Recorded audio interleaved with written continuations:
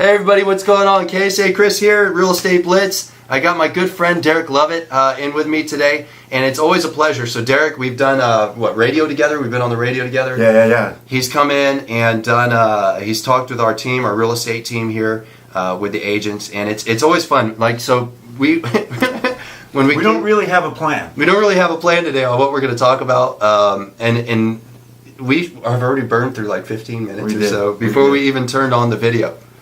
But the reason why I like always having Derek is when you talk about, there's a lot of people that are investors, and there's a lot of people that do different niches, whether it's buy and hold stuff, whether it's fix or flip things, and there's wholesaling, etc. And I know I've gotten a ton of views on YouTube of people looking up the different things on wholesaling, etc.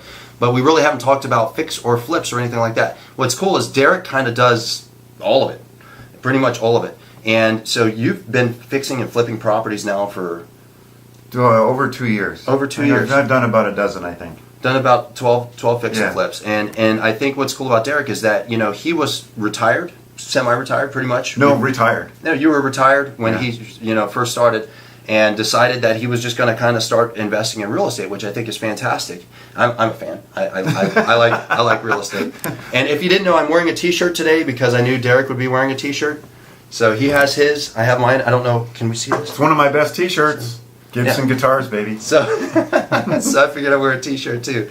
But I think what's really cool about Derek is when you start, a lot of people don't study.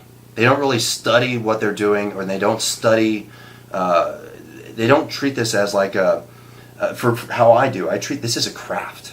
And I study it, and it's a profession. It's kind of, I want to know the details, I want to know the numbers, and I want to get down and dirty and deep into whatever. I agree, Chris. Can I add something? Yeah, here? absolutely. When I first talked to Chris about real estate investing, my first thought was a single family and rent it out. So my thought about real estate investing was this big. When I talked to Chris and Kim, I realized it's this big. And I know you can't see this other hand. That's how big it is. So that's when I started realizing that there is a lot to learn, and B, there's a lot of money to be made. Go ahead. 100% true. I think, what I've seen, and I was reading an article last night, as a matter of fact, and all of a sudden it seems like everybody's a real estate investor. I'm a real estate investor, everybody's a real estate investor, and everybody wants to get into investing, but nobody wants to take the time to educate themselves on what that means, or finding a niche. And I think before you even spend a dollar, you should really be getting deep. Well, I'm going to become a wholesaler. Okay, I listen to this podcast. I just spend a bunch of money. I send out a bunch of postcards, and I'm just going to get paid. It doesn't work that way. No, it isn't. One thing real estate is not is instant riches. No. It takes time. It takes some planning. It takes work. It just takes plain work. It's just grunt work. It's just straight work. A lot of it is grunt work. A lot of it is just a freaking joy. I'll tell you that. Yeah. I love making a neighborhood better. There's one street in a neighborhood that has 5 houses on it, and I flipped 2 of them. So that's what 40% of that street is mine. Yeah. You know what I would like to talk about, because I think you're really good at this, and I haven't put up anything about it. So since you guys know, Derek does fix and flips, right? Mm-hmm. Buy and holds, because didn't you just buy like a 4-plex, 5-plex? 6 unit building. 6 units. 1 bedroom, 1 bath. Nice, man. So buy and hold investor as well. But I want to talk about money, because nobody ever talks about money. And whenever I hear money, it's washed over so quickly that I think the average person, or even somebody that wants to really get involved, they go, okay, so let me get this right. I find a property, I get money from somewhere, and then I make a profit. But nobody talks about hard money. How does hard money work? How do loans work? What is there paperwork? Is there credit checks? How do they get the money? How do I pay on the money? So, and what's funny is every time, like I did a radio show with Brock, and during a commercial break, we were taking a commercial. Brock's like, "Hey man, I can't really talk about the details legally because Dodd-Frank and all that other stuff, because that's what he does for a living." So it put me in a position on the radio show to where I'm like, "Well, crap, I can't really talk about it either." So we kind of just talked about the overview, and that's kind of what I hear on everything that's out there is the overview. Since you don't have to worry about, that's true. That's true. I want to hear from a fix and flipper, and I got to admit, I've never done any video. I've never posted an article. I've never found one. I've never done a radio show or have I ever heard of one where they actually talk about some of the more intricate details on money. Because there's plenty of stuff on fix and flips, there's plenty of stuff on wholesaling, but nothing on money. So let's say, and I'll tell you a deal we did, we'll be going into it I think today, an escrow on it today. Found a property, ARV on it is like just under 7. We're picking it up for $440,000, and we're going to have a first and we're going to have a second. Looking at the money and where we're at, we're going to probably look at 12% on the second, etc. Is the first a conventional mortgage, or is the first it's hard money? Just hard money. Hard money. Private money on the first at like 7%. So, and then the second is a gap loan. Right. So let's start there. And we'll sort of use my example, but what I want to talk about is the first and the second. So what the first is, what a gap is, and how that works. Because if you listen to investor stuff, they're like, oh, you just get a deal and zero money out of pocket. Which you call your uncle, and your uncle gives you $300,000 and says, "Here, go have fun." It's all garbage. And to say that, is it possible to do an entire deal, say 3-month to 6-month run, with $0 out of pocket? It's possible. There's ways. I don't know what world that is, Chris. It's possible. Because it isn't my world. It's not my world either. It's possible. So let me, and after we sort of educate you on how it actually does work, then I'll tell you how it's possible. And really how it's possible is leveraging to the hilt, borrowing money from somebody else to cover the monthly fees that you're going to pay, and then getting a very small return at the end of it. And which is fine if you're okay with that. But, I think $0 out of pocket is just it's not a myth. I'm trying not to say certain things. Well, let me retract something, Chris. It can be done with no out of pocket.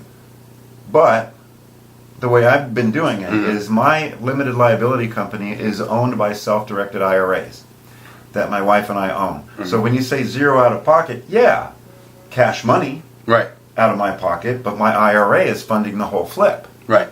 So it's all tax deferred. All of the profits go back in there. I can't be personally reimbursed for anything I spend on that, so my gas money is out of pocket, but that's just gas money. Right. So I think effectively it is $0 out of pocket cash money. Right, your sense. And I think the way I've heard it is, and I've seen it too, and I've talked to people. I have a friend. I have a couple. Really? Like 2 or 3, not many.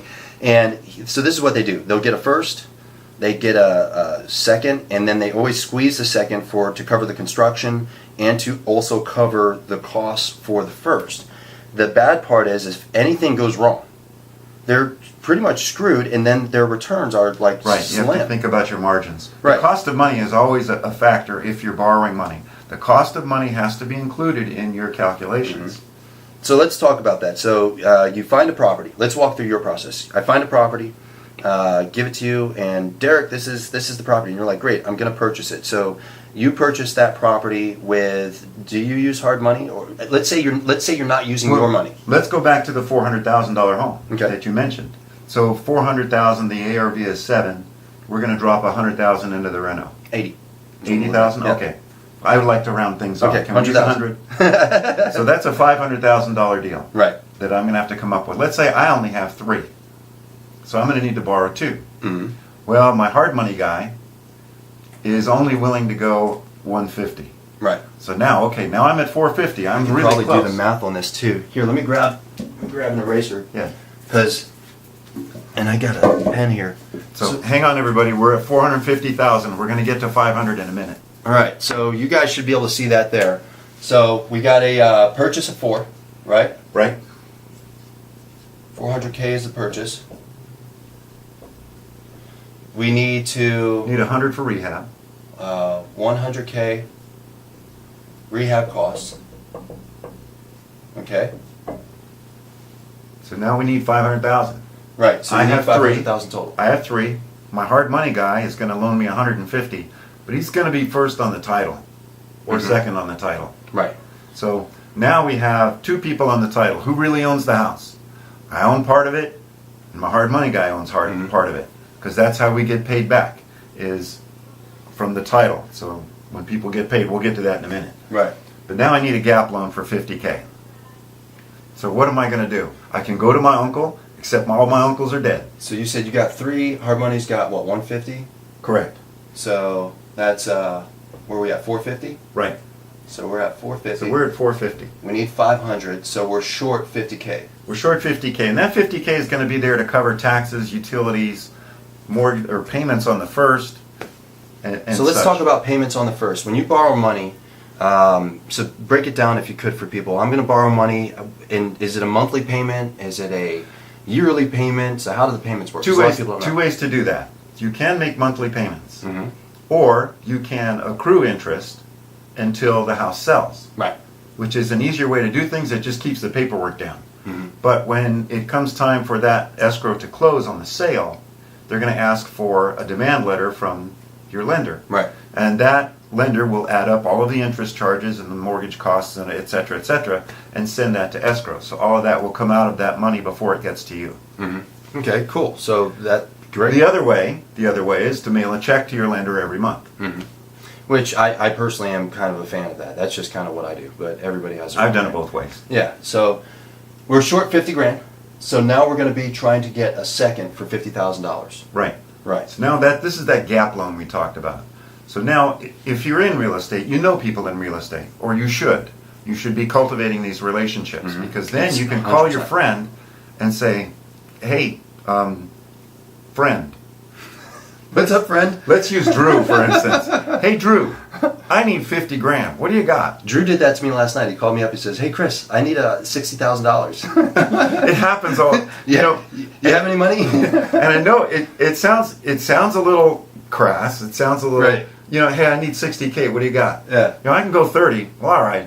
Yeah, but that's what we did. We basically piecemealed some money together. Sure, and then we Yeah. start negotiating. Well, what am I going to get for my 30? What am I going to get for my 50? What's the deal? Yeah. So then we start negotiating on how much that 50 is going to cost, and that really has to be part of your calculation as well, Mhm. because that, let's say Drew loans me 50 for this deal. We just Right. scored the 50. So let's see. You were down to 250, or yeah, me, and then 150. I had 300. Oh, you had 3. Yeah, don't shortchange me like that. 300 me. That's the first, That's the let's say, first, and and then then- 50. And then the gap would be second on the Is title second. as well.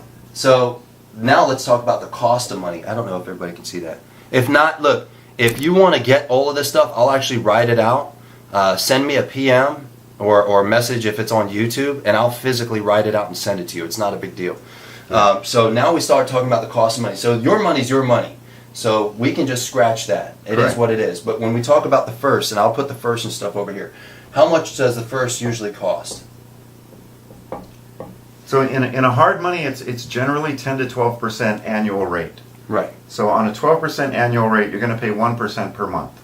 1% per month on principal On whatever it is that they get. Well, 1% per month is interest only. Right. So it's all interest only. So you're going to pay $1,500 a month Mm-hmm. for that first. So did you catch that? So if it's 12%, now we haven't even talked about points yet. And this is where some people will get Points too. Points are there. Not everybody does points. So what's a point? A point is basically an upfront fee. So if I say I'm going to do 12% annually, which is 1% on principal, the principal is $150,000 that they're loaning you, right?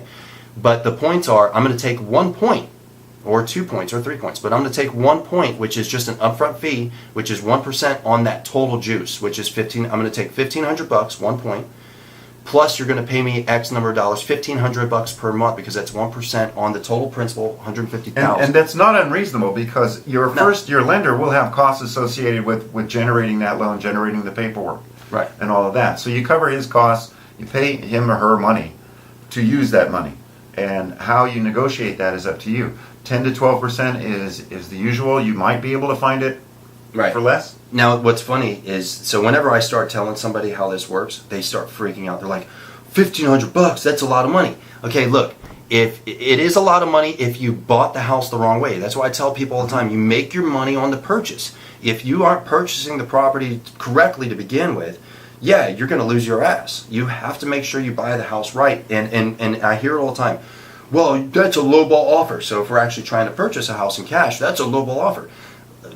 People, as an investor, if you're going out there and trying to purchase a home, a lot of people that you're trying to purchase from, they're already counting your money. They're trying to figure out, well, when it's fixed up, it'll be worth like $800 bazillion.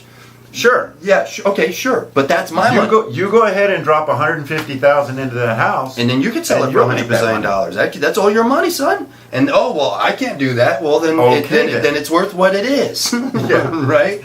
So if you purchase the home the right way to begin with, when you start looking at these costs that are associated to the first and the second, you don't have to freak out. Now, what I'm seeing right now, I remember probably 2 or 3 years ago, it was just a flat, like a minimum 12%. Minimum 12%. What I'm seeing right now is people are going all the way down to about 7%. I remember you and I talking about 2 years ago, and I'm like, man, if I won the lotto, I would dump the entire freaking market because I would go out at 7 or 8% because I'm looking at and really pull in some big change. But now that's more the norm. Now that's becoming more the norm. So, and I won't get into the money and how all that. When we talk about that type of investment, that's a whole different beast. But on the first, so let's say we're doing 12% because it's easier for everybody to wrap their head around. Mm-hmm. So they're going to be paying, if it's at 12%, 1% per month on the principal. Interest only. Interest only for the annual return, all right? Now we look at the second. So what's the cost on the second? So Drew's a good buddy of mine. That's where I got the 50, remember? Right. So he said, okay, I'll loan you the 50 at a 10% rate. Mm-hmm. So that 10% rate is going to work out. We're going to need a calculator. Let's see. That's 50 and 500 it's about $400 a month, right? Somewhere around there. Yeah, roughly. Yeah. Let's do that. So that's at 10%. Now, would you say, because I have some of my opinions too, would you say the first and second, this is traditionally how it's set, or would you say it's inverse? It could go either way. And I agree, it could go either way. Yeah. So this is what I've seen. If you are uneducated and you start going out and talking money and you have a deal and there's a lot of meat on the bone and you are talking to the wrong people, you might get took. That's true. You might get took. That's why you're educating yourself now. Right, educate yourself. But let me give you another example. Yeah. There's a guy in Hemet doing a flip, and he needed a gap loan. Mm-hmm. So Brock Vandenberg called me and said, hey, Derek, this guy needs $45,000, $50,000, much like this. I said, okay, 12%. All right, no points. Mm-hmm. So I loaned it at 12. Let's fast forward a couple of months. I got another house, I'm in escrow, and I don't have enough money. Hmm. So I called Brock. You can do a bridge. Yeah, so I called Brock. It's Brock, I need some money. He says, okay, I can loan you 50, and my investor here says 10%. Okay, works for me. Still making. So I loaned at 12, and I borrowed at 10. You're still making money. Yes. So I'm making money on both, but sometimes it'll work the other way around. It depends on what your margin is on the house. Right. I would have gone 12 on that gap to get the house on 9th Street. Right. But he offered 10, and I took it. Hell yeah. I hope, I'd take it all Brock doesn't see this. Brock, if you're seeing this, he's joking. Yeah. So you loan at 12, borrow at 10. Okay. Yeah. Hey, I'll take that action all day. I went to college. I figured it out a long time ago. I need to call Brock. Yeah. Okay, so this will be a shameless plug. Brock Vandenberg, fantastic. Talamar Financial. Talamar Financial here in San Diego. If you're looking for hard money, I'm a fan of Brock. I think I introduced you to him some time ago as well. I think he's a good dude. And he'll tell you, because I've seen him do it, he'll tell you if you have a property and you're like, oh, I want to buy it to flip it. If he shows up and he looks at it and he goes, this isn't the one, just listen to him. Don't be a prick. You probably should walk away. Just walk away because he's the dude's great. He knows what he's doing, and you're probably going to lose your butt if you do find a way to purchase it without him. That's just because remember, Brock is trying to protect his capital first. Yep. If you can make money off your capital, that's great. But first, you have to protect it. Yep. Which is when I loan money, I do the same thing. Because I want to look at the property and know that when it does sell, one, the first is going to get paid, I'm going to get paid, the realtors get paid, whatever's left is for the flipper. So those people get paid first, and I want to make sure there's enough money there. Mm-hmm. I did a loan in Vista where I thought their opinion of the ARV, what the house would be worth, was a little too optimistic. They wanted $75,000. I should always be conservative. I said, look, I don't think it's really going to sell for that. I hope it does, but I'll offer you 50, not 75. Right. Because I wanted to make sure that there was enough of that pie left that I get my money back. Right. Yeah, absolutely. It makes good sense. So this is a pretty good quick rundown to demystify hard money. Private money works kind of in a similar way, just a little bit different on paperwork when you talk about paperwork and how it works. But what I would say is, if you're new to the game and you're trying to get into a property or you have a deal, if you've never done one on your own, because I just told you, if you're uneducated, I'm not saying people will purposely go out of the way to take you or you get taken advantage of. I'm just saying you could get out negotiated because you don't know what you should know. In fashions like that, and I do it all the time, I've introduced Derek to a few people, Drew to a few people. I'm a firm believer of joint venturing for a few deals so you can kind of wrap your hands around what's going on. You know, get with somebody that is experienced. You're going to take a little bit less money, maybe, but you're going to get a wealth of information. You're going to build and you'll keep the cost of that information down, because you don't have to know how to do everything, but you need to know how everything is done. Right. So if you don't know that, and none of us really do, then partner up with somebody until you learn as much as you can about it. Right. I agree 100%. I mean, I would even say, just even recently, I've been learning things just from, you know, experiencing it and working with other experienced people, to where with some of the campaigns and marketing that we're getting ready to spin up, I mean, our goal is to get back to where I was. I was probably wholesaling at a minimum 4 properties per month and, you know, renovating at any given time, but I was still full-time in the Marine Corps. Yeah. Now that I'm not, and, you know, the retail business, because we built this really well, is kind of running itself. Well, I want to go back, and I'm actually quadrupling what we were doing before I did this. So now we're talking about, you know, I should be getting into 5, 10, 15 properties. I've been talking to Drew about that, right, too. and that's really where we want to get, and it's really going to be worked out between, you know, my original team, which is me and Chet, and then Drew and Joe. Yeah. And if we can get to that 5, 10, 15 property per month. So here's a one good point. Build the relationships, because now that my friend Chris is getting into other activities, maybe there's some money for me to make in there. Absolutely. You know, and I'm so glad you brought it up. Okay, if you're one of those people, and God bless you if you are, but all you do all day is sit down and figure out the next super cool quote to post up on your Facebook page, then you want to pay attention to this, okay? You see them, yeah? Yeah, I do. Between that, I see those, and I'm not saying there's anything wrong with it, just is what it is. And real estate agents posting up kitchens and bath. Look at this kitchen. It's not yours. It's not your kitchen. It's not a kitchen that you've ever listed. I've seen the properties you list. They're garbage. But anyways, it's... Okay. Moving on. Move on. So, some of those really big, super cool quotes that people put up, one of them is, your network equals your net worth. That's not always true. That's actually garbage as well. Especially when I see real estate agents put that up. That's not true.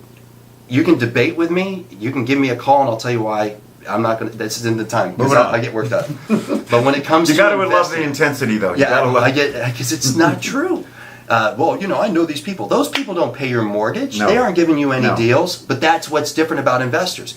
Investors working together and actually building out that network of people producing, people of different experiences, people with money. People that are contractors, you know, that's how we brought on this contractor that we're working on the retail side, and he's covering our investor side too. So he's going to come in. I heard about that. Yeah, man. Yeah, that's sweet. But that's a network thing. So on the investor side, your network is your net worth. The more people that you know, and you can show that you're adding value to them, and vice versa, you're giving energy and receiving energy, you can make more money. And that's kind of how it works. So we know each other. We're going to find a way to make money together through the years. It's a relationship that we build.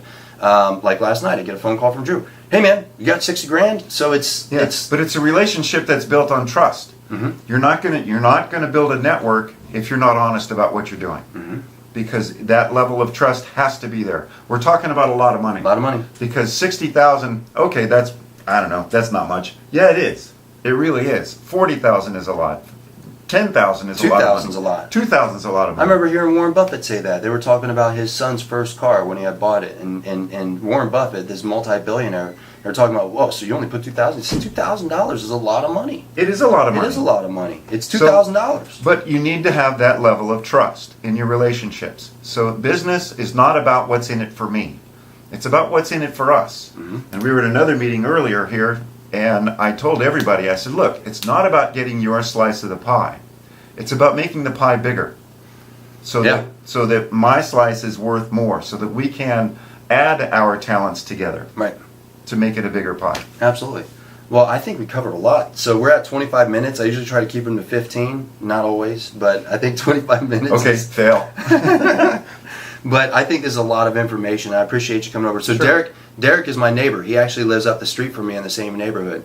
And that's actually how we met when you moved out here from LA, Torrance, right? Yeah, true. So it's been a great relationship because I really respect who he is, what he's done. Not that, we could do this off camera, hug each other and stuff. But I appreciate you stopping in, and he's always been so great with giving me his time. So what I would say is, if you want more information or if you want to kind of get to know Derek, you can look him up online. So how can people find you if they want to, Pepper Tree Investments, if you want to talk about that? Oh, Pepper Tree Assets? I don't really advertise. Oh, he don't advertise. But let's say somebody has a property. Talk to him. Okay, so if you got a property and you want to offload it, if you have a deal and you're trying to find money, if you want to qualify something, I guess just call me and I can bring Derek into it. If you have questions, like, share, comment down below. If it's in YouTube, same thing, drop a comment. Or PM me on Facebook. I'm on Facebook mostly. You can hit me up on Instagram, but just reach out to me. I will answer the question. If it's a Derek specific question, I will have Derek answer the question. I can do that. Yeah, so just reach out to us and let us know. Same thing, like I said, like, share, comment. Derek, thank you so much for coming, as always. And do me a favor, go out there, check out the YouTube channel. Be on the lookout for the, since I've decided to kind of walk away from radio, I have the bug still, and they asked me the other day because I stopped doing the ESPN thing because I wanted to focus more. And they're like, hey, you want to get back on? I'm like, I'd rather do a podcast. So I'm going to be putting together a podcast because let me tell you something, live radio, lots of restrictions. Lots of restrictions. You can't edit anything, so you can't get deeper into the details. And you're kind of like, whoever you have on as a guest, you're like kind of putting them on the spot, on yeah, because it is live radio. So it's I have to watch what I say and how I'm saying it as opposed to just going at it. So I think we're definitely going to do that here soon. Get a podcast going. It should probably be up next month, and go from there. So thank you very much, KSA Kris, Real Estate Blitz, and we'll see y'all later. Have a good one.